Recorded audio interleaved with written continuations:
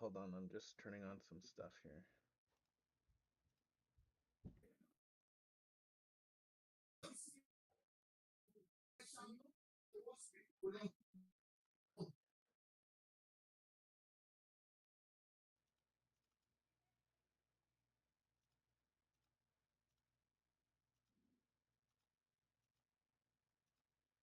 All right. Guess I'm just gonna go on this thing here. I'm gonna switch this camera to my good camera.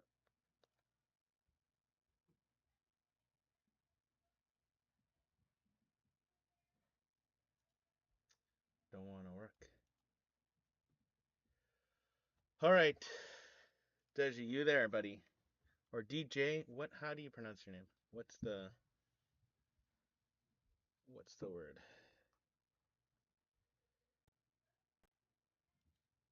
There we go. Okay, my man, Capitan. How are you? Yeah, very well. Thank you for having me. No, man. Thank you for supporting us and helping us grow. It's a fun community. If anybody's got any questions, you can message them in the chat room at any time. If you guys want to jump on stage, just let us know. We'll kind of like we keep it interactive, casual. We're trying not to make this a very one-way conversation. We want this to be an open conversation at the end of the day. I think it's the best format. I mean, that's just my opinion, but we all got them, right? So, my man, you just finished your 1 year celebration. Yeah, How was that? What was that like, man? I'm still a bit lost for words. It was fantastic last week. Thank you, you know, to you for coming, and for anyone who is in the audience, that was there as well. Thank you very much for coming. It was a great event, and yeah, we loved every bit of it. Celebration of 1 year, and now it feels like now that you've done 1 year, you almost can't stop, right? Because everyone is watching, like, okay, what's going to happen next? So it's exciting, scary at the same time, but I think the second year is definitely going to be better. We have great speakers coming on, and we plan to do things better and provide more value. So yeah, that's in summary how the feelings are going. Amazing, dude. Yeah, it was an amazing I event. can't hear you. Sorry. It was an amazing event. Can you hear me now? Yep. Okay, good. Yes, I can. Yeah, dude, it was an amazing event. You know what's cool about the event is the the quality of the people, right? Like I know everybody says that, but like, you know, I was in the room with a bunch of really there's people that I knew. There's you know what, there's the crowd. They're like I find like going to these events now, like I didn't really go to these events until I would say like after the multifamily conference. Started meeting everybody and chatting with everybody. Um, you start to meet people and then you start to go into the rooms and there's a lot of us that go around all the time that are at tons of events. Henry's like one of those guys from Rohan Design. Sh- He's at Shout every out to my event, man. right? Henry's at every event. Nathan's another guy that I see like all the time at a bunch of events. So you kind of get the good group of guys that they're supporting everything and trying to learn from everybody, and that's like awesome. But it's nice to go into these rooms that are different, right? And your room for me was a different room. I walked into that room, I didn't know half of the people.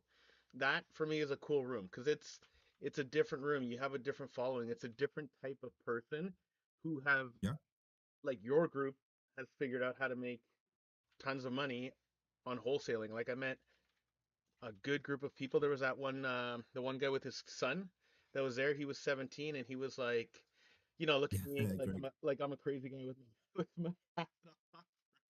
And but he was cool. I talked to him and it was really cool to see all of these different guys. And what I didn't really realize is how vast wholesaling is, like how many different strategies. Like some of the guys were using AI, some guys are doing like those signs on the posts, Yeah, some yeah. guys are flyer guys, some guys are cold callers, some guys just like agent flow. There's so much to it, which was kind of And new for me. that's because, like, you know, when people get into real estate, the truth is there's different avenues that people take.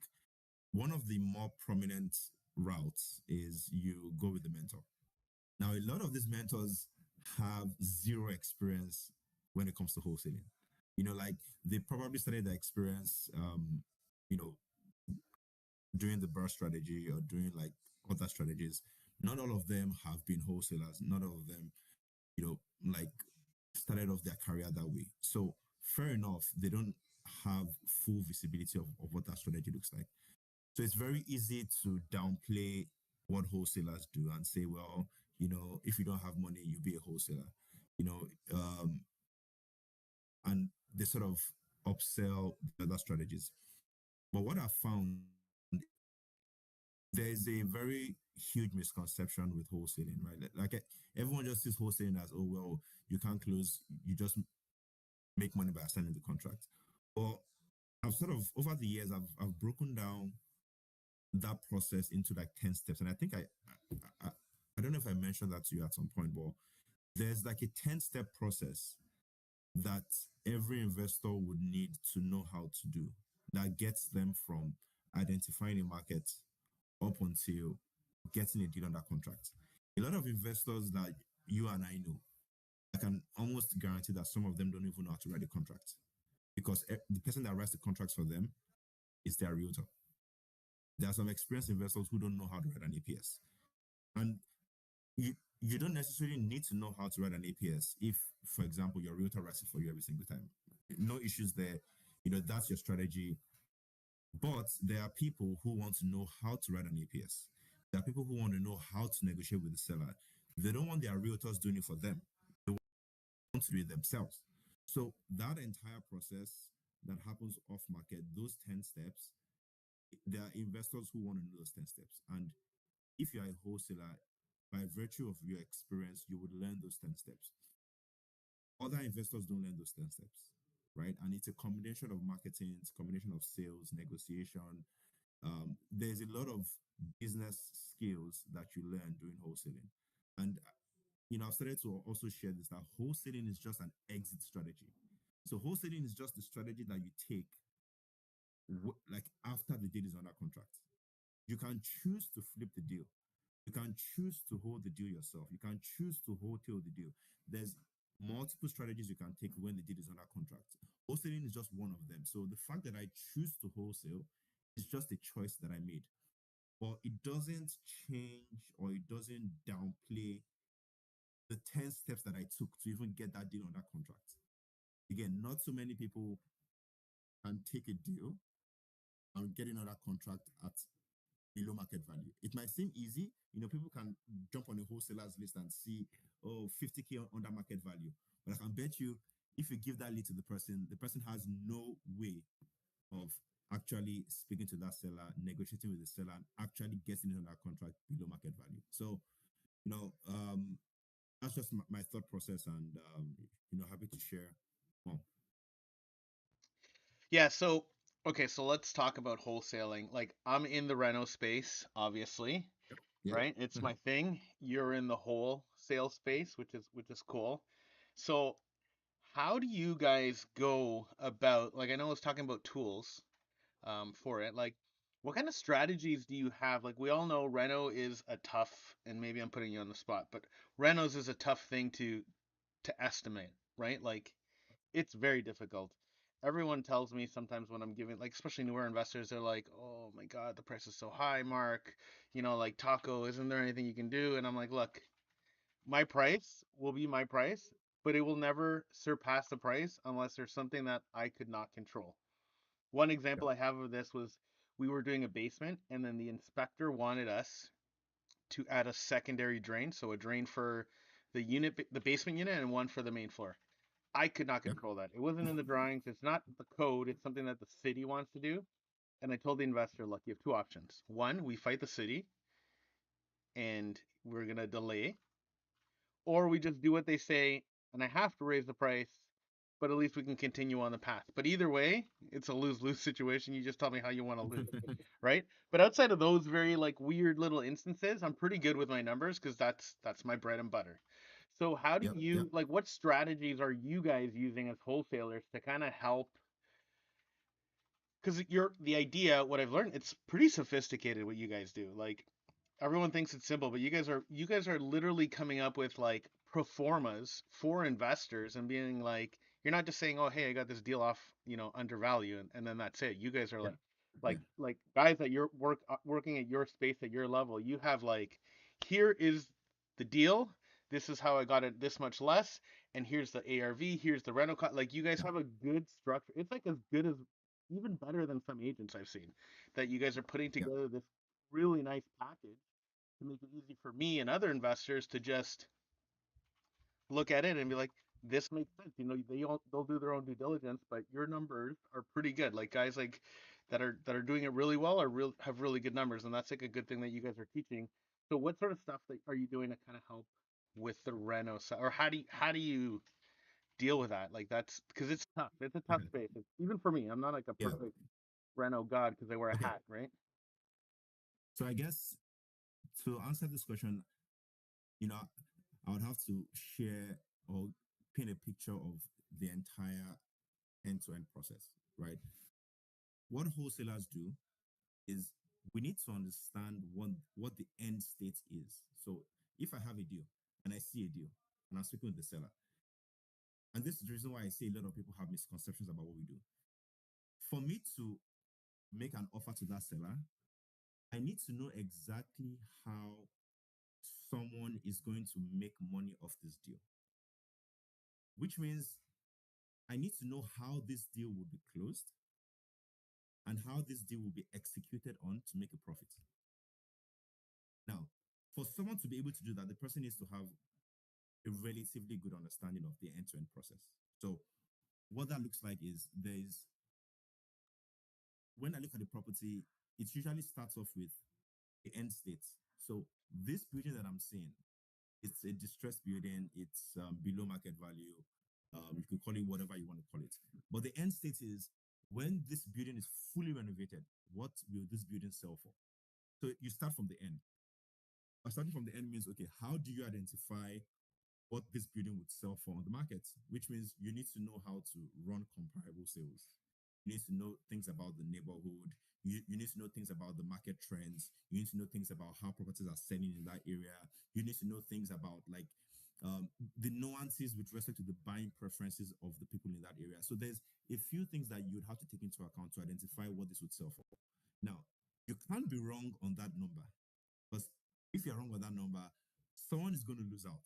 Either it's you or it's the buyer, right? And I've had scenarios in both cases where I misjudged the ARV and I either offered a low amount or a high amount. And, I either didn't get the deal or like my wholesale fee wasn't high enough.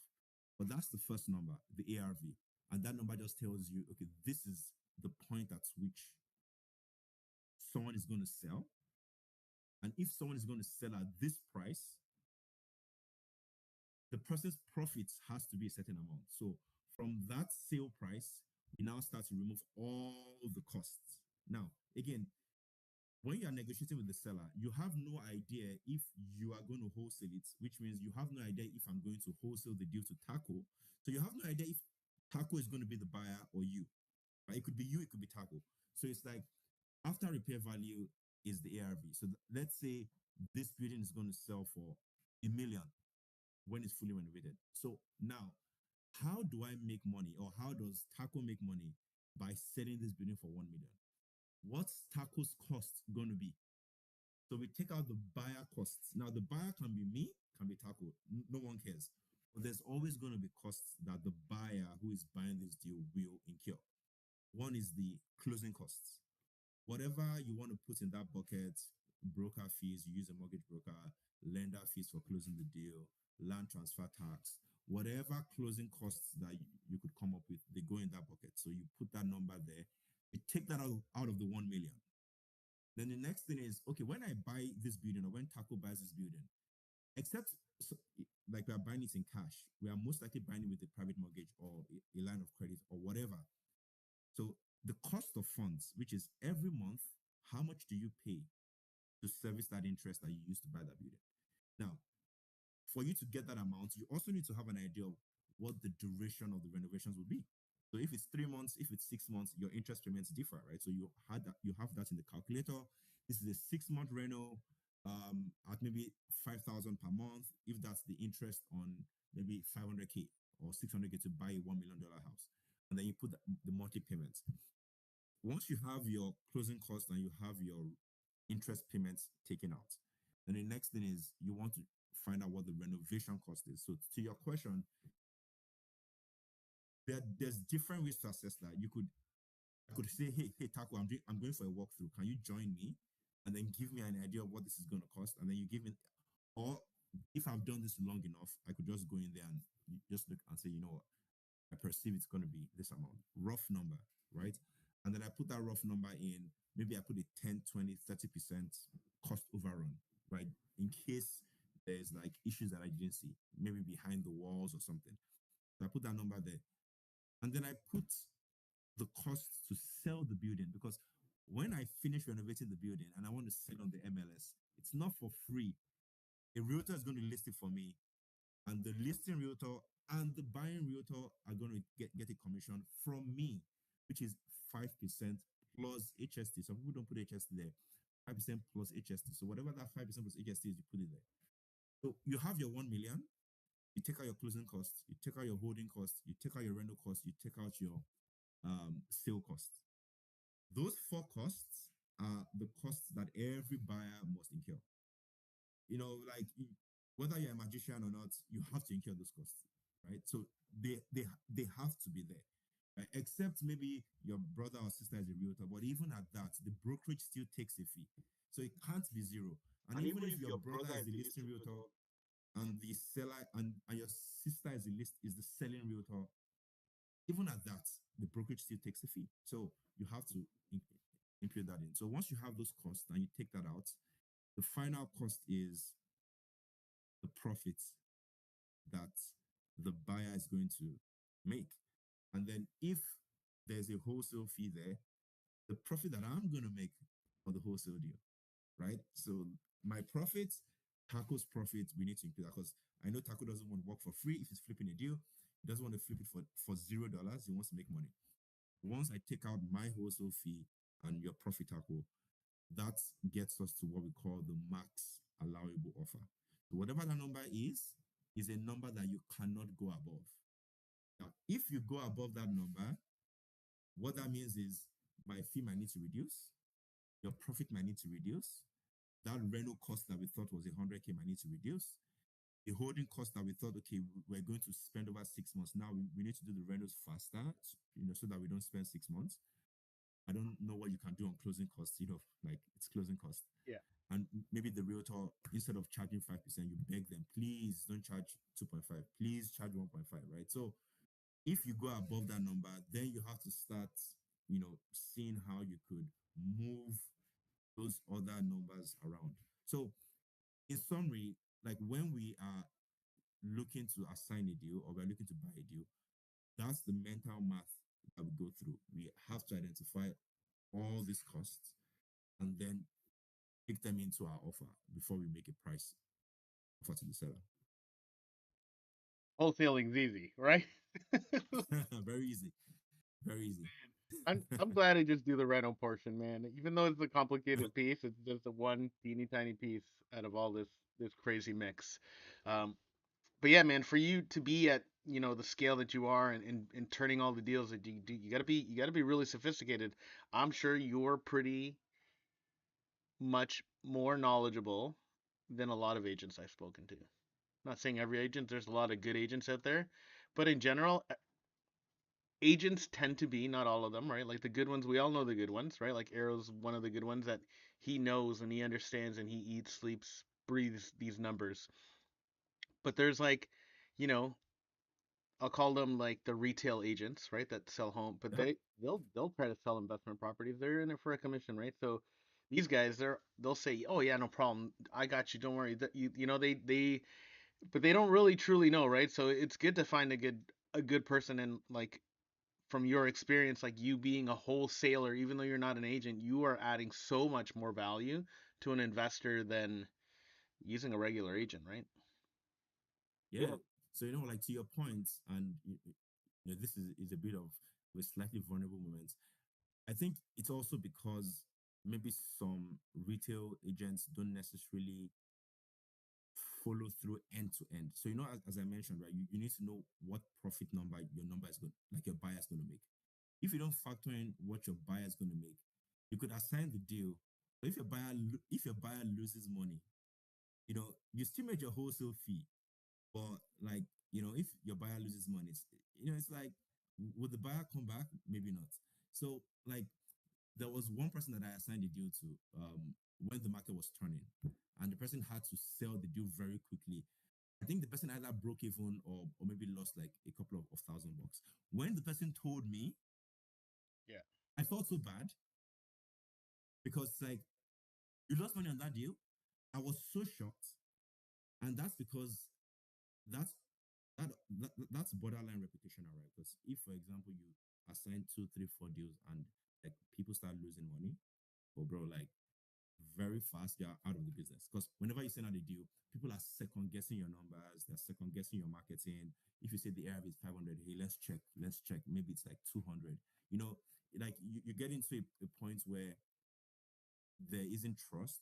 And as much as every buyer should do due diligence, when you assign good deals, people know that, okay, like even if it says ARV is 500, maybe the ARV is like 480, but it won't be a case where the ARV is 500 and, like it says the ARV is 500 and now the ARV is like 300, where I'm going to lose money, right? So I feel like some agents over the past couple of years, when the market was hot, you sell a deal to a buyer, the market helps the buyer, right? So for you, you feel like this person made money, but the person made money not because the deal was good, but because the market was good.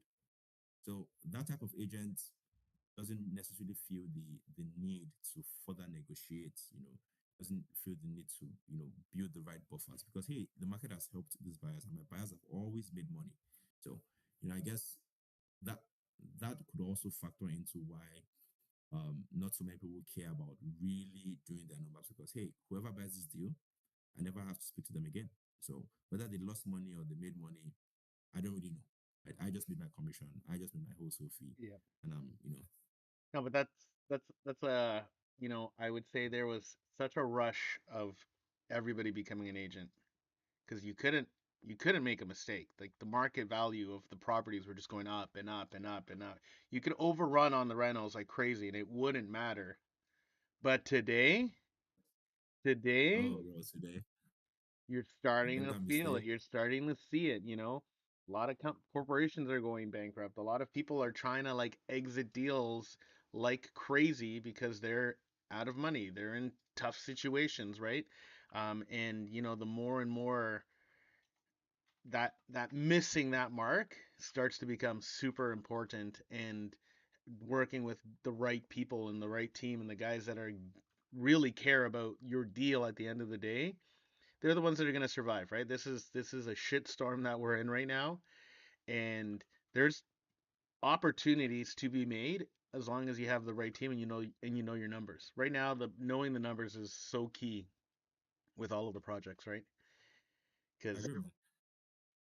it hurts. It hurts out there. It hurts out there. I see it, man. I've seen people calling me. I even like on some of the projects that we're doing, things go longer and stuff like that, and it sucks. It's not like nobody wants to. Like I don't get paid commission and I don't get paid by the hour, right? Sometimes like clients will say like, "Oh, Taco, man, like come on, like can we hurry this up?" And I'm like, I'm not like I don't get paid more money to take longer, right? Like I make less money to like I'm in the same situation. I'm carrying the project as well, right? Like it sucks, but um yeah, numbers are going to be a key factor in a lot of the investments moving forward and ongoing, right? Especially with the way the market's been for the last little bit. But I don't know. Hopefully, we have a little corner turn, and then Yeah, I think, yeah, as I mentioned, like the last time we spoke, I think maybe sometimes this year, maybe there'll be a turn. Um, People are waiting on the sidelines. There's definitely a lot of optimism, I would say, um, and more importantly for us as wholesalers, like for me, when I started, I didn't fully understand what the impact would be when the market turned. You know, call it being naive, call it being new. I thought, when the market turns, sellers are going to feel it, and they wouldn't be so pompous, like when we're negotiating, they would give us good discounts. But I never really thought to the extent that it was going to affect buyers as well. So I was like, yeah, we'll get better deals because sellers will sell at a discount. But it didn't cross my mind that okay, buyers as well will be affected. And buyers being affected is actually where your profit center lies. Because you can have all the deals in the world. If you don't have any buyers, pick them up, you just have contracts on your hands, just paper. Right. So um I, I think more buyers coming to the into the market this year is definitely good news for wholesaling.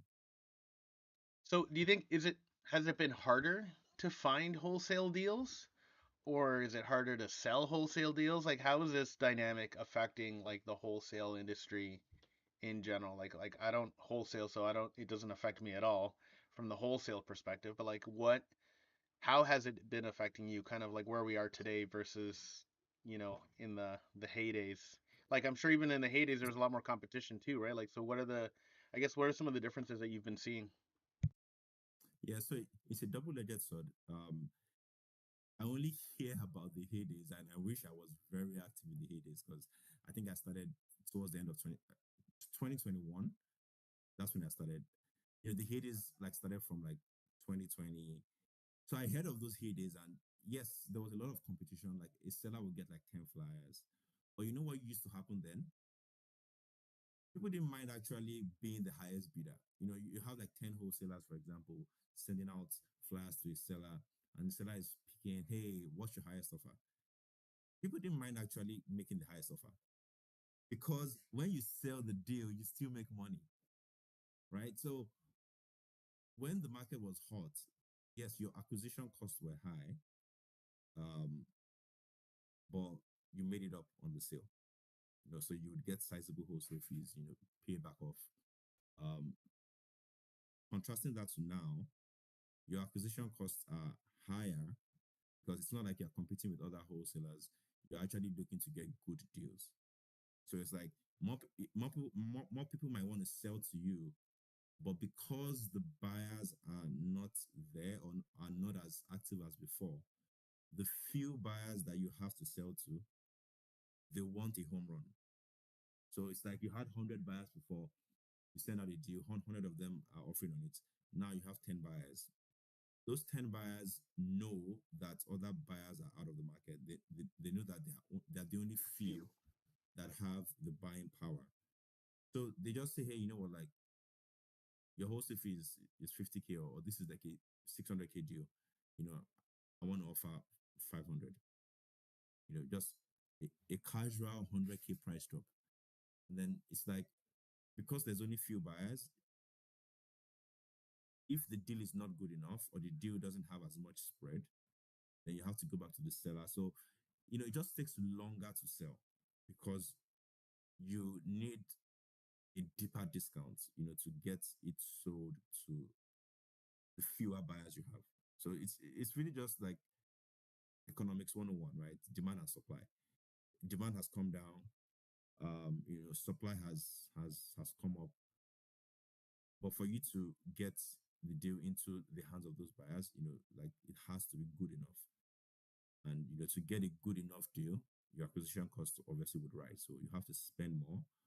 Um, or what I've seen people do nowadays is leverage relationships. So, you know, they know someone called Taco who does renovations, and Taco knows a lot of sellers who have rundown properties that want to renovate.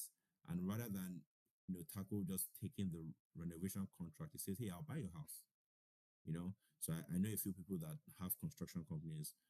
Whenever they get leads for their construction stuff, they say, "Hey, I'll just buy the house." Pest control companies. When someone says, "Hey, I have a pest issue," They come into the house and say, hey, you know what, I'll just buy the house.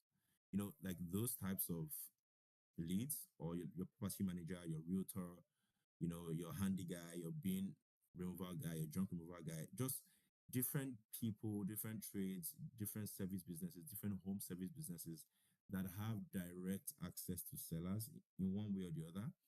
I see people building relationships with those, you know, with those partners, and those partners feeding them deals. So that's sort of the unique strategy that I've seen people do in 2023 to offset, you know, the high cost of marketing, the high cost of acquisition, and just the fact that a lot more people looking to sell are like the distressed 2020 or 2021 sellers who have mortgages, right? So it's not like you can get it at a discount because they have the mortgages to pay out. So it's like, what do you want to do with these guys? Nothing. So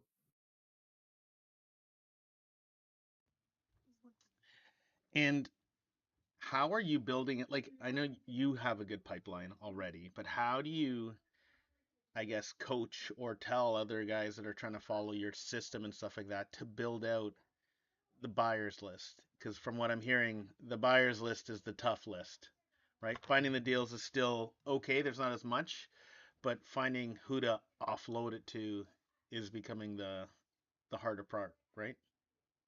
yeah, so you know, the analogy that I shared earlier, right? When the market was hot, you had like 1 million people active. Now that the market is not that hot, you have maybe like 1,000 people active. You know, the goal is to actually find those 1,000 and not necessarily worry about the 1 million. Right? Because the truth is, you could have the biggest buyers list, but if you have like people that are not buying, you know, it's like you just have a big list, but like no one's buying stuff. Like I know people on my list that respond to every deal we send out, but they never buy. Like, hey, I'm interested. Hey, I'm interested. Hey, Oh, send me the deal. You know, they're the feel like first to I feel like respond, we all have those first people. first to ask for details, first to run the numbers, but they never ever buy, right? So those are not the type of buyers you want. You know, you want more quality buyers. And at the start, like the way I grew my own buyers list was obviously through Facebook groups, right? So there's a bunch of Facebook groups that have, you know, that you have people there. So I would usually post and say, hey guys, you know, I'm a wholesaler, or I'm getting deals in this area if you're interested. So I used to do that consistently, and people would drop their emails, which is like the lowest hanging fruit. Now, there's pros and cons. It's the lowest hanging fruit, so you get a bunch of emails, but the quality of those buyers are sort of questionable, right? Like some credible buyers would drop their email, some would, you know, wouldn't, because it's like I don't want to be on every wholesaler's list. Some want to be. So you can't really validate or vet the quality of the buyers by doing that, but that's one way. It's a low hanging fruit. Go into those groups. The combination of those groups, you probably have about 100,000 people there, right? So again, the quality cannot be vetted, but you get a bunch of people. That's one. Two, another thing that, you know, I did, and that's because I have a tech background, was um, I used a tool called DocSend, and like in my startup days, you know, that's what founders use for raising capital, right? You have a pitch deck, and to access the pitch deck, you have to put in your details, right? Because it's controlled. So I use that as well for my disposition. So I have people putting their details just to view my package. It's an additional step, but again, anyone who takes the time wants to buy the deal.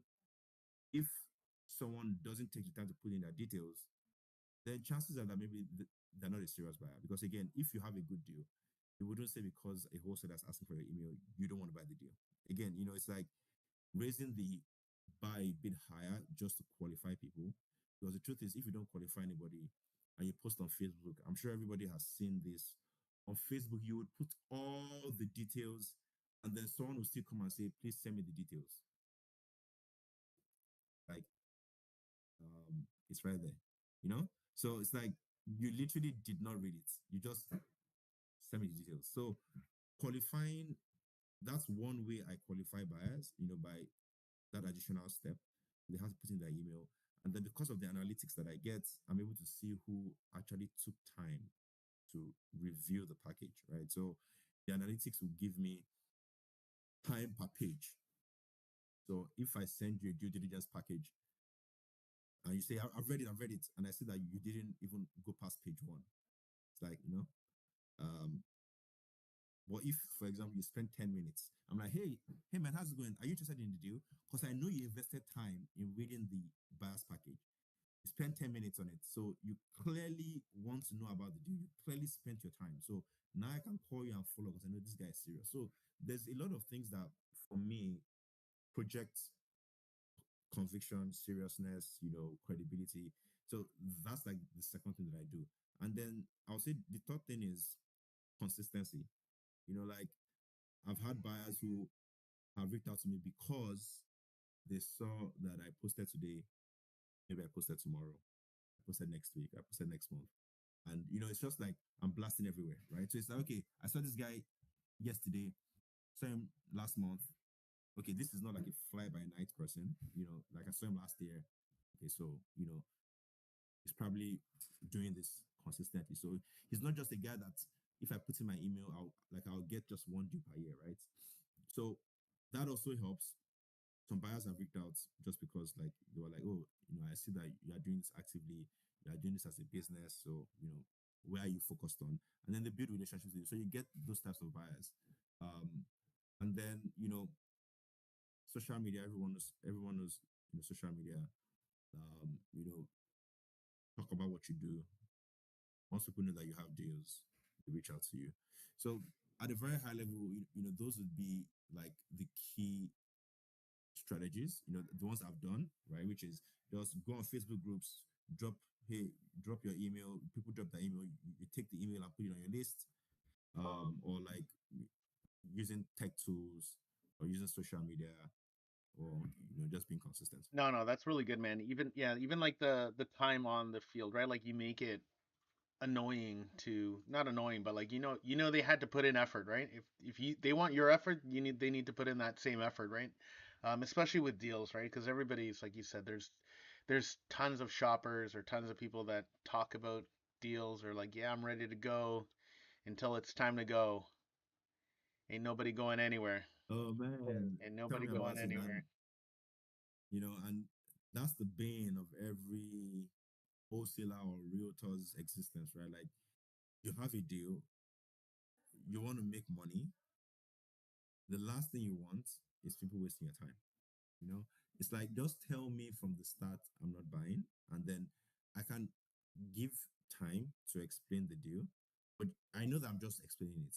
But if it's like, oh, I want to buy, but you don't want to buy, then it's like you're taking time from the time that I could use to work with someone else. So um yeah, like disposition, people think disposition is as easy as I'm just sending this out, you know.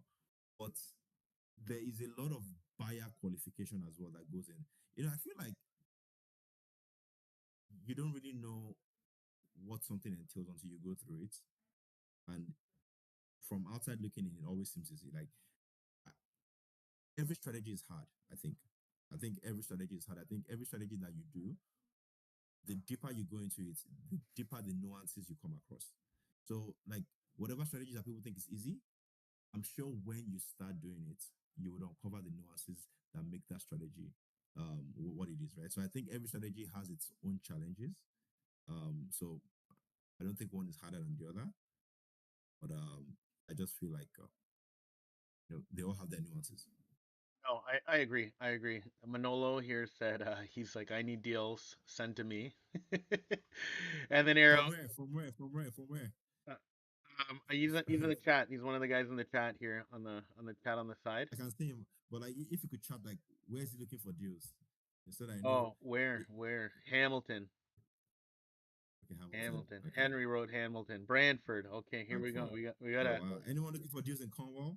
in Cornwall. We should post we should create us some sections, but on our I'm going to work with you offline, and I want to start driving your stuff into our off market deals, that channel that I posted, so that Yep. we'll figure out a good way to automate it or make it like simple. But Arrow also wrote two crickets. Once you find the deal and then you get your investors ready to go, they run away. Nothing, nothing. Everybody's knocking on your door like Manolo is right now until you put the deal in front of them, and then Nothing. Crickets. Um, but yeah, no, I think it's good vetting people and like yeah, not wasting your time. Like even with renos, a lot of guys before I used to go around and like I'd go quote every job. I'd go quote every job, quote every job, quote every job. Right? And how many jobs of those jobs did I get? It wasn't as as ludicrous as I would have hoped, right? But now I'm like, okay, you want me to go look at your building? $1,500. Look at your building. If you don't hire me, you're out $1,500. If you hire me, I'll just blend it in the fee. Don't worry. Like we'll just but and I'll go to different places. I've gone to the other day we were in Chatham with Henry, and like I'll go to buildings and I'll look at stuff. It takes time, like to do a building, walk through the building, measure the building, get all the numbers, and then build out like an investment package, kind of like what you're doing when you're doing the walkthroughs of the off-market deals or even sourcing the off-market deals. It takes time to build that shit and put it all together, right? And you want to have your I assume you have like a VIP list and then the spam list. So I used to have a VIP list, but you know what? Like, um, it works when that list is in like one city. So like when I started, and I wouldn't say it was the wrong strategy, but that was the strategy that I started with at the time. I was operating across multiple cities. Hmm. I'm not necessarily inclined to do that anymore because I find that, you know, it takes me the same effort to build a buyers list across 10 cities versus building a buyers list in one city. Right. But when you build a buyers list across 10 cities, now you have very distributed efforts, right? When you're trying to analyze deals, there's multiple things to take into account. Now you're thinking about this neighborhood, that neighborhood, your different realtors, just different power teams just to make that work. And then when you send out one deal, if you have 10 buyers across 5 markets, you have 2 buyers in one market. When you send out a deal in market one, only 2 can buy the deal. So Right. your buyers list of 10 is just like fancy 10s, like Ben 10, but they can't buy Jack because they don't buy in that city that you sent your deal. So it's like, what's the point? Yeah. So I got that a lot. Like, for example, I mentioned Cornwall. I have a vacant triplex in Cornwall. Or there's buyers here that are like, no, I don't invest in Cornwall. Hamilton, Brantford, Niagara Falls, nobody in Cornwall, at least in this group. So what's the point of the deal or what's the point of the effort that I made in getting the deal on a contract if I'm not able to assign it to the buyers? Because so in the past, I've had to build buyers list across Ontario. Cornwall, Ottawa, Southwestern, Windsor, Chatham, North Niagara. So my buyers are across Ontario because I have been wholesaling across Ontario. Now I'm looking to consolidate, in a region. Um, but that's how I feel about like just um like building a bias list and just how that has worked for me. No, that makes sense. That makes sense. Okay. Adri's got a question here. He said, "Is door knocking or cold calling an effective way to find off-market deals?" So I think every channel is effective. It's just like how long till you get the deal. So like there's an analogy that I put together sometime for someone, right? So the person was looking to do flyers, and then I sort of mentioned, okay, this is the cost of doing flyers, and the person said, oh, it's too expensive. I'm like, it's too expensive. So I broke it down. I said, you know what? The cost was actually very expensive. It was like about $10,000, right? And I said, okay, you know what? This person is going to put down 10K and she thinks 10K is expensive. So I broke it down for her. I said, $10,000 will probably get you like maybe 45,000 flyers, let's say. When you send out 45,000 flyers or 50,000 flyers, you would get about maybe 20 calls to 50 calls, just depending on, when you send them, just different things. So it could be 20 to 30 to 40 calls that you get from a $10,000 spend. Now, when you calculate the price per lead, the price per lead could very well be like maybe 200 to $400, just based off the number of calls you get. So it's like you just paid $200 for a lead, right? Now, you literally just spent maybe 5 minutes paying for the campaign. So you bought 50,000 leads at $200 a lead. Now, for anyone who is saying is door knocking effective, then the question I'll ask is, first thing first, what is your time worth? So again, if your time is worth like $100 an hour, $200 an hour, that's fine.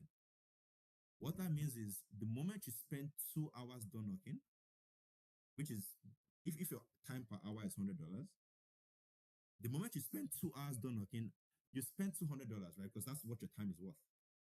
If you don't get a deal, a lead in 2 hours, you have overspent because you could have bought that lead for $200, right?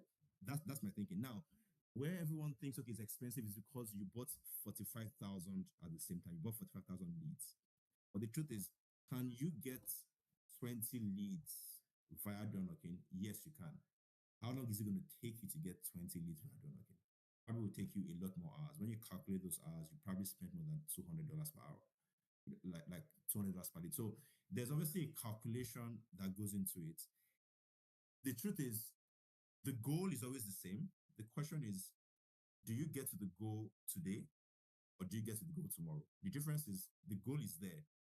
How long it takes for you to get there is what counts. So you can do door knocking and you can be lucky that the first door you knock on, they sell to you.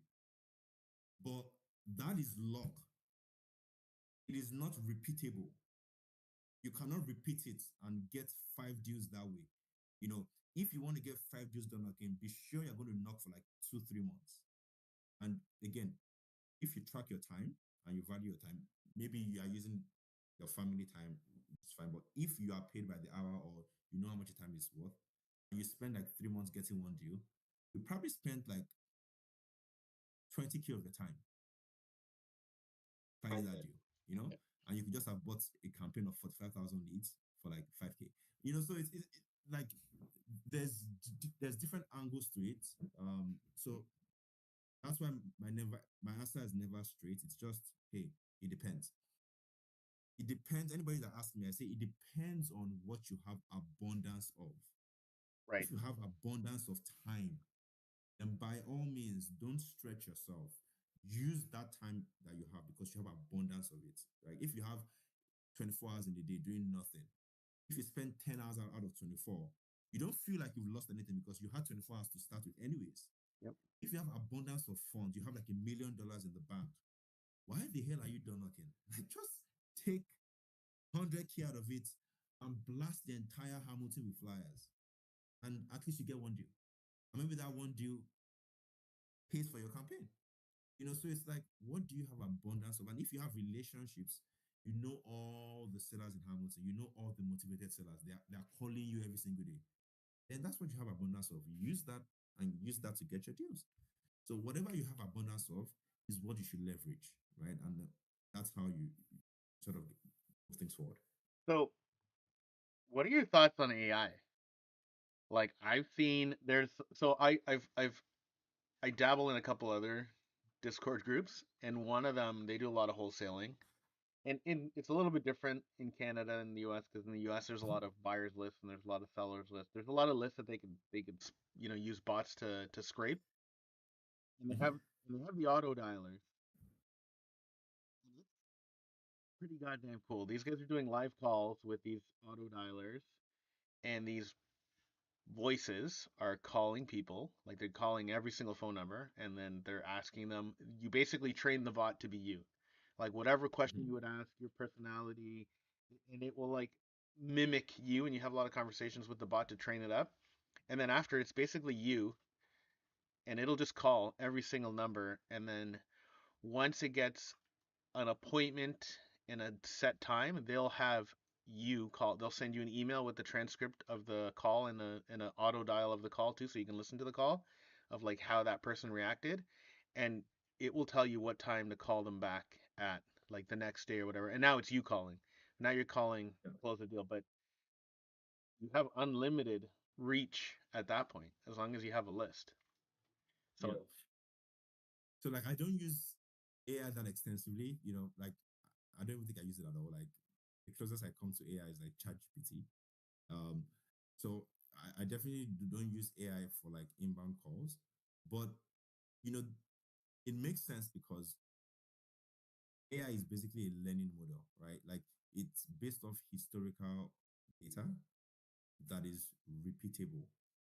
Once the historical data is repeatable, then you could use that, build that into the learning model, and then the expectation is that the history that you imputed into the model stays the same, right? Sales calls are almost like that. Like when you have scripts, 90% of the time the scripts are the same. The conversations are very similar. The rebuttals are very similar. So you could almost program the scenarios, like the different scenarios for every step of the script. So it makes sense where if you program 1,000 different calls with all the variations of the calls, the seller's voice, your voice, and you program like 1,000 of them into the AI, it would basically learn everything and be able to replicate that. So for me, that's fantastic. Like, Cool about it, like I've watched it, is if you have a really good sales script, so kind of like you're describing, like with all of the rebuttals and all of the hurdles, it will know and it will remember and it won't miss. It won't be tired. It won't like be, sometimes you're like embarrassed or shy, especially like, newer people getting on the phone and stuff like that. This thing will be the best version, probably better than you, to get that initial cold call out of the way.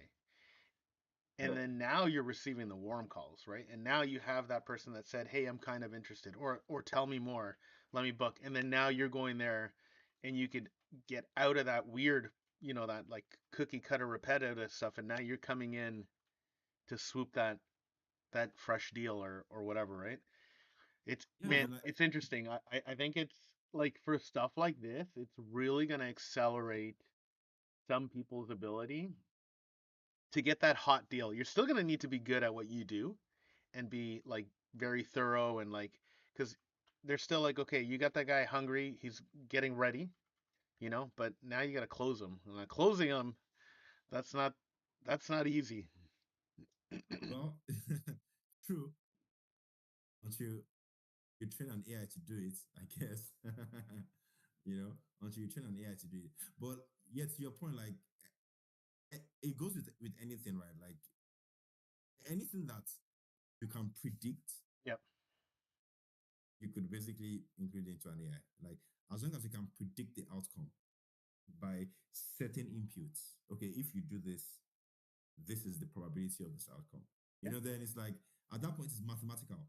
If you ask the seller what's your address, the probability that the seller will tell you the address is like 99%.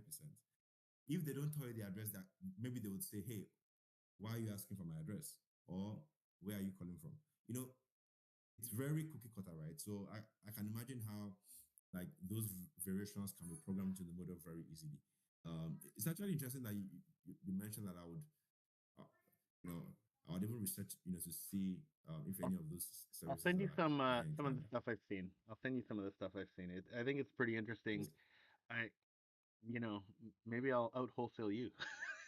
I doubt it. I doubt it. I have no idea what I'm talking about when it comes to wholesaling. But yeah, no, Another thing that's interesting, is the meta glasses that you have. those things are wicked. Because I'm like walkthroughs, uh, is you they've just changed the game. Because with walkthroughs, there's a lot of issues there, right? You have to ask the seller for permission. It's like, you know, you're working with the seller, you're holding your phone, it's like you're distracted. But when I saw your video about the glasses, I'm like, oh my God. Like, so I just wear them, it's recording, and I'm just walking. I'm, I'm like, man, I want to do this. Like, I think there's a walkthrough I'm going to go for. I'm going to call you Taco, Yeah, let me you know, man. know, I'm and done. I think we're going to do like content because I think it's just going to be sick. You're just walking through, doing the walkthrough. Seller doesn't know what's happening. We're just walking through, and you're literally capturing everything. So It's what's cool, it's whatever I see, the glasses can see, right? If anything, it's probably has a wider peripheral than I do. And the best part about these things is I use them when I'm doing like rental walkthroughs with clients. So imagine you and I, and I'll start recording, and you're like, okay, Taco, I want to like move this wall, I want to paint this, and I'll be like, what about this? Are we gonna leave this? You're gonna be like, no, yeah, you know what? Let's just leave it, forget about it. And then we go, and then I put together the quote, and you're gonna be like, oh man, what about this? And I'll be like, no, no, no, no, no, you said this. And then you're like, no, man, I'm pretty sure I said this. And I'm like, I reviewed the video, man. Yeah, Like I have I'll show you. I, I have you saying, right? So it's really cool. But no, but yeah, for the walkthroughs, even like it's kind of weird because I don't do the renos anymore, right? Like I don't do the renos. I'm just like I'm like the 911 for emergency calls for my guys. My guys are like, hey, we got it to here. I don't know, the owner's still complaining. What should we do? Like, how do we fix it, right? Because they're like, this is not a normal outcome, right? Yeah, Like it's yeah, not yeah, predictable, like you're saying. So they come in and they use my brain and I spit out my best thought. yeah, And I almost feel like I need to go back and start being the reno guy because it would be cool to show a bunch of like putting up a tile bathroom or like working on some plumbing stuff. It's harder because now I'm like less and less and less in the field. But I almost want to buy like my entire project management team these glasses because they would yeah, man. I content for just saw days, content for days. I just saw a message, bro. Like content upside is huge. Like like when I saw your video at first, I didn't know what was happening because you were like, "Hey guys, this is the meta glasses," and then you were walking. It hadn't clicked that it wasn't your phone. So I was like, "What's he showing?" And I'm like, "Oh, oh, I'm like, is this?" I'm like, "Wow!" I was like, "This is huge." Even I was so shocked. I'm like, it was so clear. I'm like, wow. Like it was very clear. I don't know if you remember, but even the that like the video I posted on Instagram of me going to your event, I recorded all that with my glasses. And at the end, like, "Oh, Oh, you Darren," did? I go up to you and I like shake your hand and we go like this and hug each other and I back up and I scan the room. That's Oh, I had my glasses on. oh, I see. Oh, wow, wow, wow. So I didn't even know it was you. I was so I didn't even know it was you. I was like, I thought you took a video No, of me shaking someone. no, it was mine. It Oh, was me. You were interesting. shaking my hand, Interesting. Okay. and then I just You know, flip it all together, and I have a reel. so does the video upload to a cloud or does it upload to like So it will where is it stored?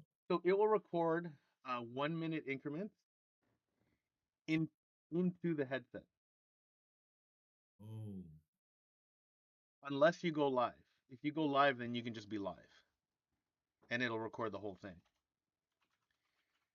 So I can record right to the headset and it has a good storage and then as soon as my phone connects to it and we're on a Wi-Fi or whatever, it'll send the files to my phone. But initially all the files are so I could go out like I don't even need my phone. I could go out and record and then when I come home, it'll just dump it into my phone. love it. I love it. I love it. Dude, I Love it. love them. I wish I could use them more. But you know, I love that I have them. I'm a tech nerd. Like I have VR glasses. I've always I have too much. I love technology. If there's one thing that I love, like AI gets me excited. You know, VR glasses, like the new Apple. Like, but I purchased the first iPhone. I purchased the first iPad. I purchased the first iPod, like the first iPods, like original iPods. I have like original ones. I have original ones because I that's how much of a nerd I was. I love technology. It is my like I don't drive fancy cars. I don't wear fancy clothing. But if there's one place I blow my money, it's on computers and video games and like virtual reality and like glasses and like I love that. I love stuff that makes my life easier. Yeah, I think there's like a next gen VR station in that Convo triplex that I have under contract. So maybe you want to buy that. Yeah. Like it comes with the house. It comes with the house. Even Henry, like Henry's recently gotten, we call it the Ghostbuster backpack, but he's got this LiDAR scanner that shoots out basically 1 million lasers a minute or something like that. I don't know, Henry, you can correct me if I'm wrong on how many lasers. And it rotates around in like 360 degrees. And all he's got to do is just like swing his hand around, like what, like just to make sure that the dots are capturing everything. And then he downloads this, and it'll download every laser that touched something and came back. It will have an accurate measurement to like millimeters of like distance in the time it takes him to walk through the unit. Like, you know how you walk through the building? When you walk through the building, you walk out, you have every single measurement. Every single measurement. One of the projects we walked through, which is where I really loved this technology, it was a half Renault. Oh no, what happened?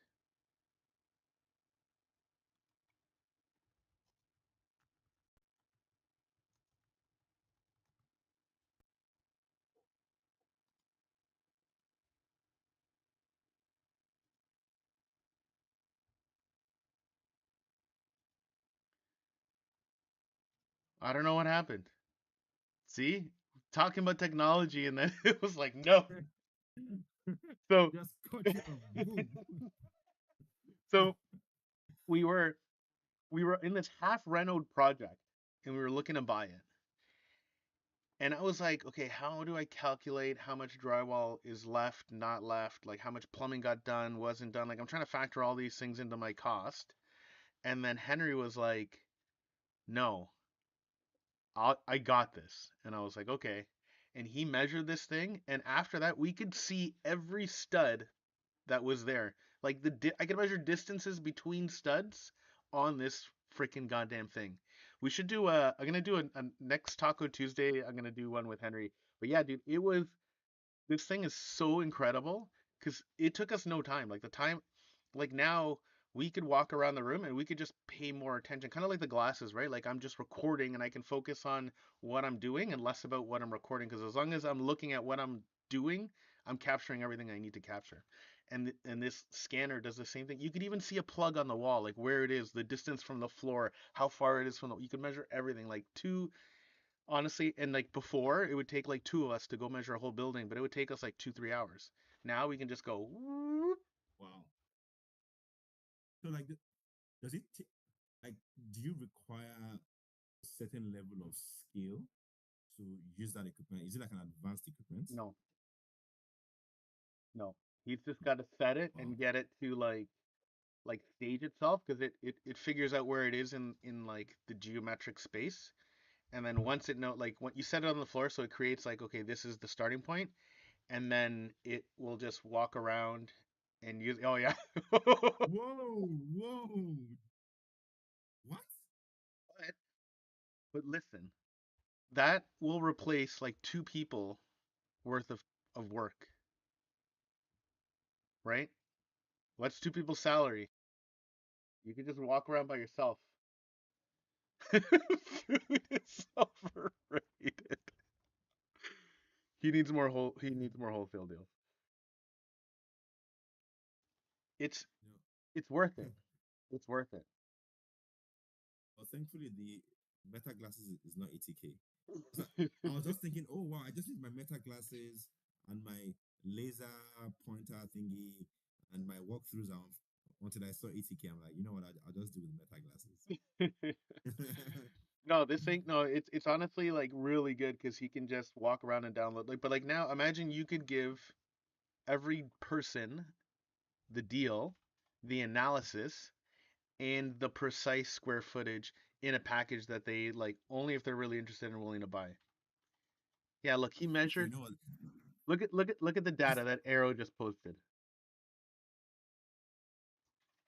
measure it in 20 minutes. Jesus. Honestly, like how this applies to to wholesaling is you are doing a walkthrough.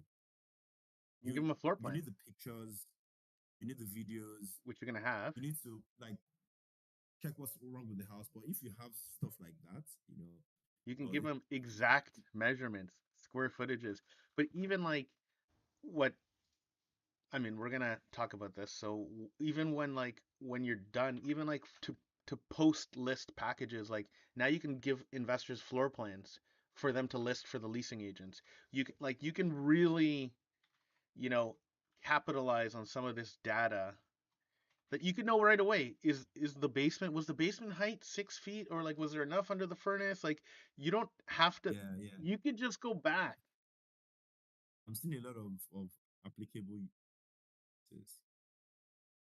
Yeah, well, when it's 80K, it's Henry I'm calling. You know, no one is buying an 80K equipment just to do residential walkthroughs.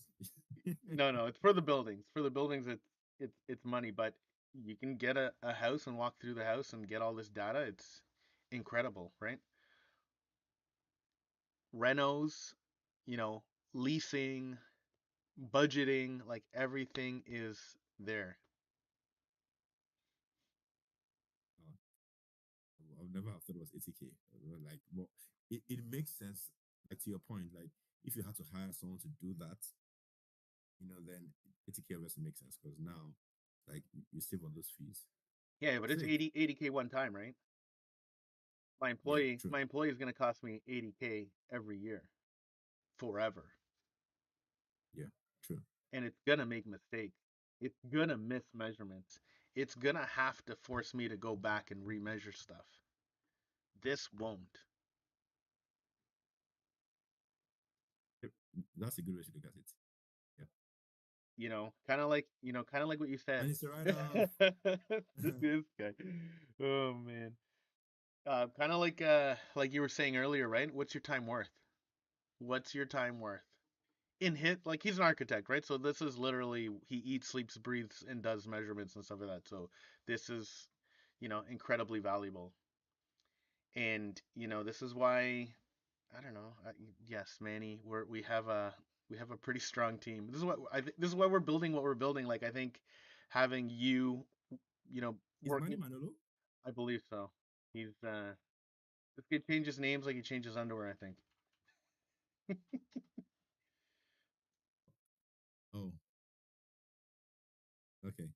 Okay. But yeah, like I think like us building this kind of like really unique free community with all of these kind of like key people in different spaces, we're gonna be, I think, an unstoppable force. This is me just tooting my own horn, but like I think we're, yes, Manny says this all the time, we're the Avengers of real estate investing. Like I'm really good at what I do. Manny's really good at what he does. Arrow's really good at what he does. You're really good at what you do. Like everybody has, even like the Ortiz brothers, they do wholesaling, but they do a different style. They do a different type. Like everybody has a key piece. Even there's like some newer investors here. Like I want to do a day, and I keep saying this, but we'll schedule it probably in March, where we're gonna put a new investor like out of a Wealth Genius program or a Melon Dave program or a Keyspire program or like one of these programs that they're just fresh out of, and then put them in front of a room with all of the experienced people and be like, okay, you have the dream team. What are your questions? You're going to have like any answer you could possibly want, you're going to have, right? And we're going to help these people get all the answers that they want. Like it's tough. Sometimes, you're in one of these rooms and you can only ask the question to the speaker that's speaking, right? Like this. Yep. Look how many people are in this room, right? There's eight, nine, 10 of us, and there's not like Jess is a mortgage person, Arrow's a realtor, Henry's an architect, even Elevator Bill, he's an elevator technician. This guy, if you have an elevator question when you're buying buildings, we had him on and he gave us so much information that we didn't even know about. Some stuff I know about because I've done some elevator stuff, but there's like it's a powerful room, right? Like Cindy has like nightmare stories with contractors. Oh man. Um, and then Manny's a super marketing salesperson. And then Abdul and Adri, they're like newer guys, but they all have different stuff.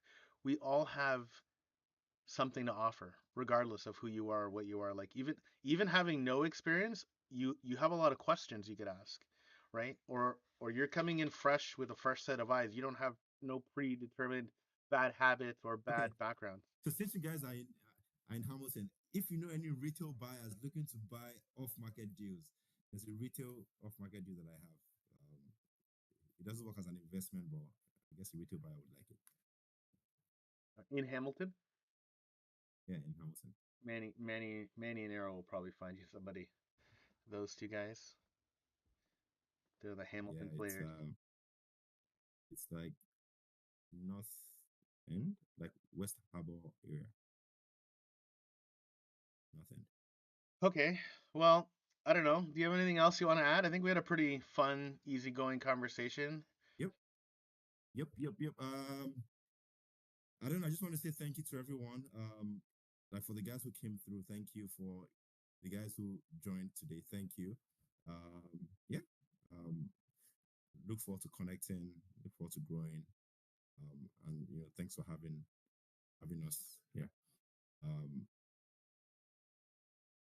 let me get that. Yeah, and tomorrow, so for everybody's listening, tomorrow at noon, around noon, Arrow usually will run the numbers on a deal. He'll break down the analysis on a deal in Hamilton or one that we're working on, and he'll run all the numbers and kind of go over how he runs the numbers, and he's pretty articulate with it. And then I don't know if Henry's going live this Thursday. Normally Henry goes live on Thursday, talks about permitting process, zoning. Sometimes he'll have guest architects. And then Jess we're gonna throw Jess on here as well, and she's gonna do numbers for us from a mortgage person, calling her out. And then yeah, man, like I think this is a good fun little thing that we're doing and building here. We have our event on the 23rd, Friday, if you're not coming to it. Looks like someone has a question. Who? Was that Oh, should we just could we make should we just make a buyer's list first? buyers list? Um, should we just make buyers ask for what they're looking for? So maybe I can answer this. There's schools of thought that this is a good approach, and I guess people do that. Um, if you are focused in a small area, for example, if you live in, let's say, Hamilton, you know Hamilton investors, and they're saying, hey, I'm looking for properties in this area. For example, like if I said, hey, you know what, like I know that in the Hamilton official plan, there's that section between like Queen, Canon, King and Hunter, that all the development is happening in the next 10 years. In that section, I'm looking for high density properties. Then you could obviously go forward and just focus in that area and just do all your marketing in that area. And when you find the deal, you have that buyer. But everything has pros and cons, right? That buyer, if that's the only buyer that you're basing your marketing on, chances are that when you get that deal, if you get that deal, that buyer might not perform or might not come through or might have bought something else. And now it's like, oh, you spent all your time for that one buyer and they have other things they're doing or they bought another deal. So in a way, it makes sense if a buyer tells you, okay, this is what I'm looking for. But as long as it aligns with what other buyers are looking for, then it makes sense where even if that buyer doesn't pull the trigger, other buyers will. You don't sort of constrain your search. They're very unique. Oh, I want a cottage in Muskoka with 3 bedrooms with a lake, and then you start looking for only a cottage in Muskoka with 4 bedrooms with a heated this, and then when you find that, it's like, oh wow, I actually wanted 4 bedrooms. Or you know what? I don't feel like swimming anymore. I don't need the pool. So as long as it's generic enough, you could try that. But I've never been one, for constraining my marketing efforts to one person. I feel like when a deal is good, you would find buyers. There are some deals that are very good that even a stupid buyer would buy, or someone who doesn't want to buy would buy, or someone who says I'm never going to buy real estate would buy. If the deal is good, I think buyers would show. So um, I usually lean towards finding the deal first versus working with investors first. Yeah, I guess like I mean, if you find Meta glasses at 50% off, you're gonna sell them. Yeah, 1,000%. 1,000%. is so funny what's going on in the chat right now. Yeah, I'm trying to follow through because I'm still like a bottle of milk. I don't know if that's milk or water. No, it's water. Price. What's the price? Oh, price. They're asking about the price. Yeah. So I was saying it's retail, like it's like two fourplexes. She's asking at 1.8. I haven't really negotiated it. She's open to a VTB. Oh, Um, she's like she bought her properties with VTB, so she understands, so she's happy to do a VTB. It was on the market as well, like sometimes last year. Um, so yeah, yeah, that's VTB. This vendor take back loan. If you're new to the place there, Manolo.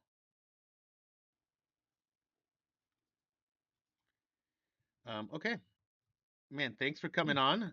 I had a great time. Thank you, I hope you thank you. continue to support. And yeah, I'll call you or I'll message you in the next couple days about trying to get some of your deals appropriate for the appetite of the room in here so that we can kind of Okay. like figure out a good way to automate it or so that we could just move it over easily without making it too much work on your end, right? Because nobody wants another thing to post. But I love this platform because it's like a Zoom call, chat. You have like calendars, you have posts, like everything is in here that is all connected and together, which is the best. Welcome to the future. I love Cool. technology. I'm a nerd. Thank you, guys. Thank you. Thanks for having me, guys. All right, guys.